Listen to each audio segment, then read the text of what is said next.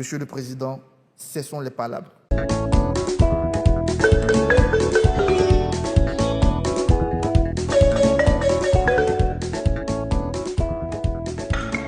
Bon paix. Tcha, tcha, tcha. Et où les amis? Mon cher, la maman. Bonsoir les amis. Bonjour, bon après-midi, dépendamment de votre position, les amis. Venons s'affairer un peu. En tout cas, venons s'affairer. Venez, on va s'affairer. Les amis, venons, on va s'affairer. Il dit, est-ce que vous avez vu même, pour ceux qui ont raté ce qui s'est passé hier soir là, il dit hier là, wow, on dit 28e sommet Afrique-France. Le président français Emmanuel Macron a eu le malheur d'inviter 11 jeunes, 11 jeunes du continent africain, qu'on venait en discuter. Dites-moi ce que vous en pensez en toute sincérité, en toute franchise. Les amis, j'ai dit, les gens sont venus d'un peu partout, la salle était belle, les amis. Notre frère Banga, le grand professeur Banga, ouais, d'université de Corondi là-bas, là. Il nous a représentés, les amis, il nous a bien représentés. Notre soeur du Burkina aussi, elle nous a bien représentés. Donc, il a fait la vidéo là en 2 parties, même peut-être même 3 parties. Là, on parlait de notre frère ivoirien d'abord. Voilà, notre frère ivoirien. C'est lui, on va écouter d'abord. La charité bien ordonnée commence par soi-même. Donc, je commence chez moi d'abord. Voilà. Et puis après, maintenant, il y a le Burkina chez moi encore. Voilà, là-bas aussi, c'est chez moi. C'est ça. Et puis, on va continuer. On va aller un peu au Sénégal aussi. Bon, là-bas, je n'ai pas un côté là-bas, mais bon, on va quand même écouter notre frère sénégalais aussi. Voilà. Commençons avec notre frère Arthur. Là, toutes les go du pays sont en train de chercher. Qui s'appelle Arthur? On dit les gars qui avaient enlevé leur nom Arthur de l'extrait de naissance là. Ils sont en train de remettre dedans pour dire non, il s'appelle Arthur aussi. Tcha. Tellement le gars nous a bien représenté. Sans plus tarder, je vous laisse écouter, oui, le grand professeur Arthur Banga. Banga. De Côte d'Ivoire. À tout à l'heure, les amis. À tout à l'heure. Tcha. Merci, mon frère. Merci. Arthur, tout à vous.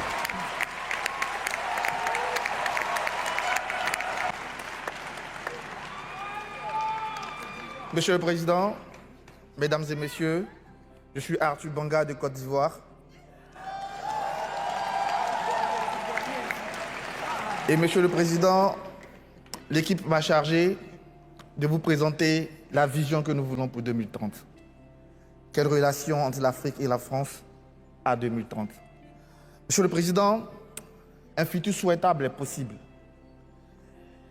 Imaginons un instant que nous sommes en 2030 et qu'en 2030, la France a assumé son histoire dans la relation Afrique-France. Dès 2023, la France est enfin sortie du déni. Elle a reconnu sa responsabilité sans tomber dans le piège de la recherche de la pureté. Monsieur le Président, le travail de mémoire... Bon, attendez, avant qu'on ne continue. Notre frère est en train de parler, il est dans son sérieux, il utilise tout ce qu'il faut pour qu'il puisse comprendre qu'il est dans son sérieux. Et président de la France en train de rire. Mais pourquoi Macron rit? Pourquoi président Macron rit? Moi, il ne comprend pas. C'est-à-dire que tout ce qu'il est en train de dire là, il n'écoute pas ou bien il ne sait pas. Franchement, il ne comprend pas. Écoutez la suite. De l'esclavage et de la colonisation est enfin permis. Les œuvres restituées sans argument normatif de conservation du patrimoine public, ces œuvres-là participent de cette réparation, Monsieur le Président. Elles nourrissent cette nouvelle relation parce qu'elles circulent dans et hors de nos musées en Afrique comme en France. Monsieur le Président, cette reconnaissance permet ainsi de créer une collaboration plus apaisée, constructive entre nos peuples, mais plus important entre nos jeunesses. Monsieur le Président, à la fin de la décennie, la relation Afrique-France est équilibrée. Elle est équilibrée car les imaginaires ont évolué, entraînant de vrais changements relationnels. Ils ont d'abord évolué avec le vocabulaire. L'attention toute particulière portée par la France aux éléments de langage et à la posture pour sortir du rabaissement, conscient ou inconscient, ont permis en 10 ans de changer les choses, les mots et les actes de la relation. Monsieur le Président, on ne parlera plus d'aide ou de développement, mais de partenariat et de co-construction.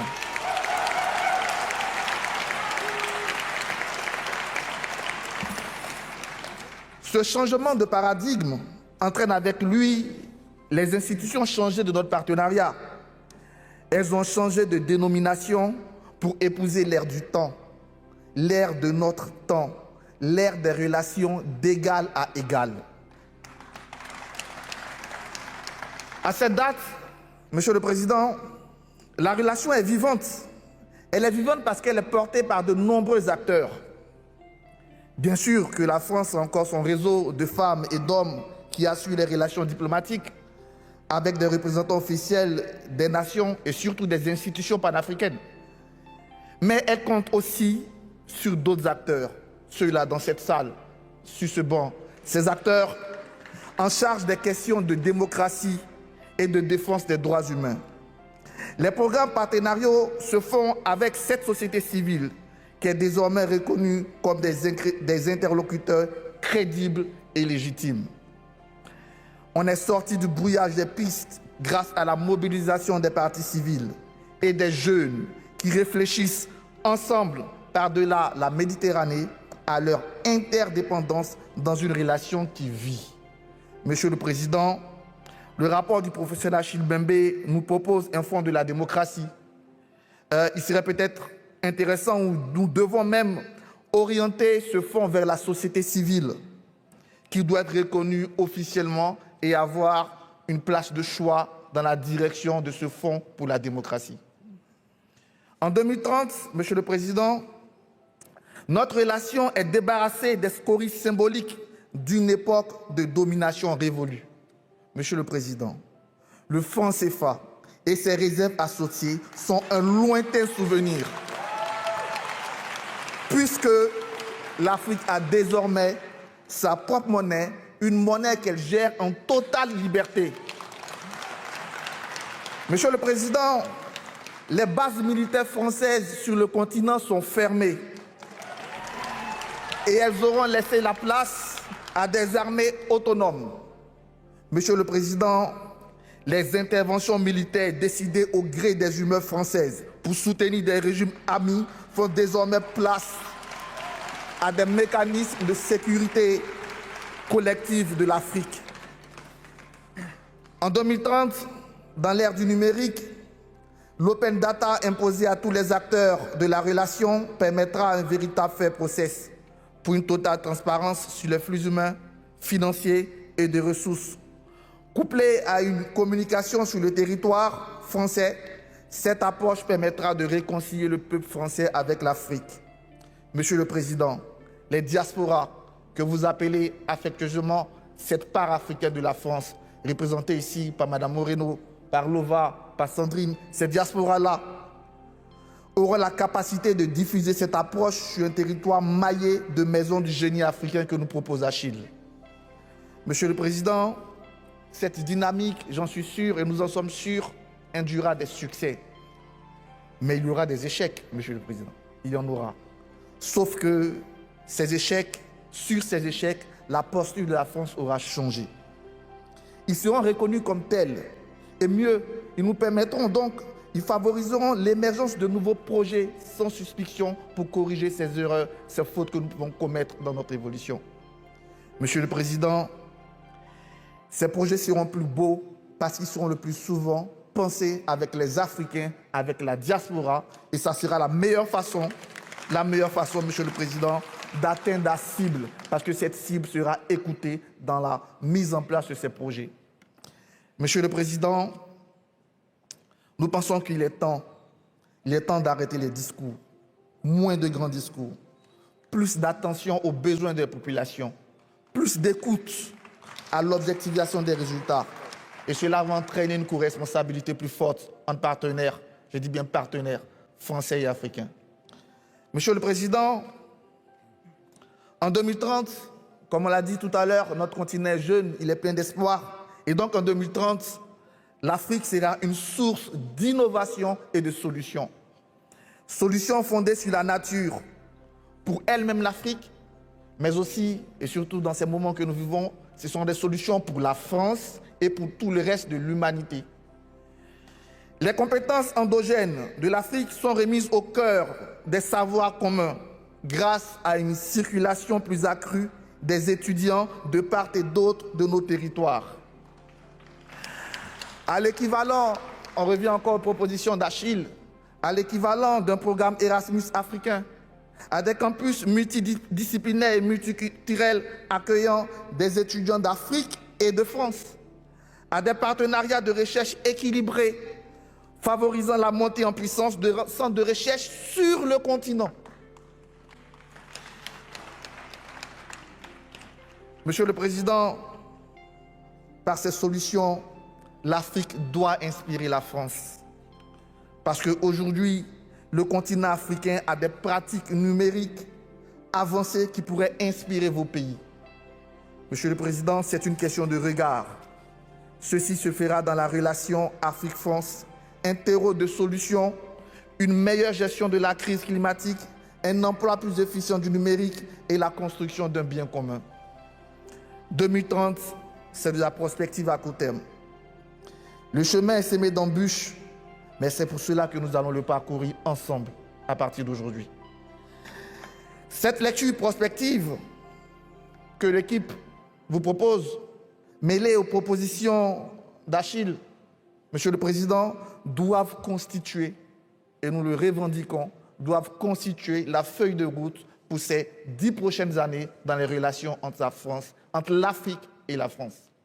Monsieur le Président, après votre écoute, je vous invite au dialogue pour construire ensemble 2030, car c'est ensemble que nous devons créer les conditions d'un nouveau départ et engager une nouvelle relation entre l'Afrique et la France. Cessons les leçons de philosophie. Soyons concrets. Prenons dès à présent des mesures qui marquent le tournant de cette relation Afrique-France. Et pour cela, je vous invite à dialoguer. Dialoguer avec ces 11 jeunes, en commençant par ma voisine du Nord, Elda, qui représente le Burkina. Merci.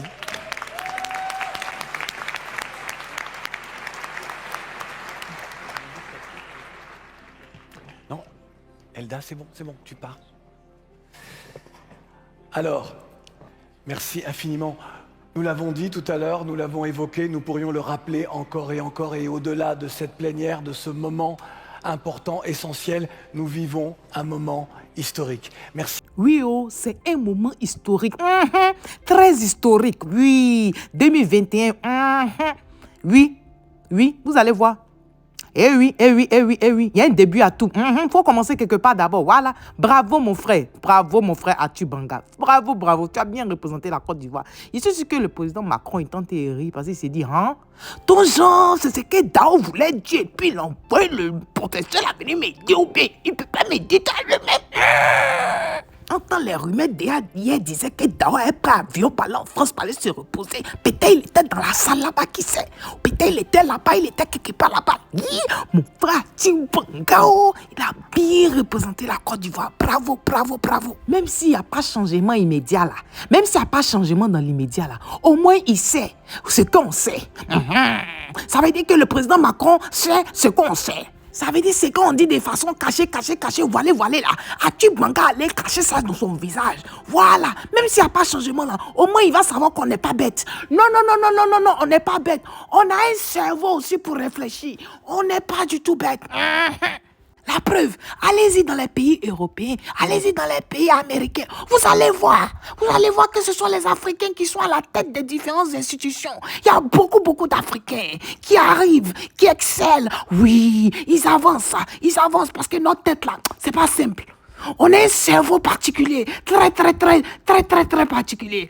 Bon, sans plus tarder, je vous laisse. On va écouter notre soeur du Burkina. Elle a gâté le coin. Oh, les amis. Ciao, à tout à l'heure. Mon ventre, ma soeur du Burkina, prends, plus sang sur ta vie, ma soeur du Burkina. Les amis, on s'attrape pour ça. Feu Joseph Kizerbo, un intellectuel africain, certainement que vous le connaissez, vous lisez beaucoup, n'est-ce pas, Monsieur le Président? Il a dit, et je cite, « On ne développe pas, on se développe. » Fin de citation. Alors si on ne développe pas, on ne peut pas non plus aider à développer. Ça fait près d'un siècle que l'aide au développement se balade en Afrique. Ça ne marche pas.